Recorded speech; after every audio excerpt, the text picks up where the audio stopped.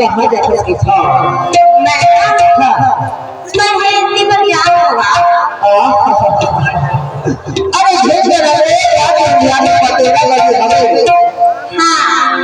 अरे वो बात हमें मिल गई बोला था कैसे अरे बात हमें मिल गई तब का हो गया अरे अनेक प्रकार के जीवन तुम्हारे थे जंगल बना पड़ी हाँ अरे यही राज में हाँ इसलिए अधिक ध्यान रखना चाहिए देखा नहीं जाऊँगा अरे यार हम चार रात का मौसम बिता के मैं अरे और भरता हाँ अरे हे कि हरिया को चांद देखी था हाँ ले मोर घर में बैठे ले वो लेने बैठे थे तोला जजा हमारी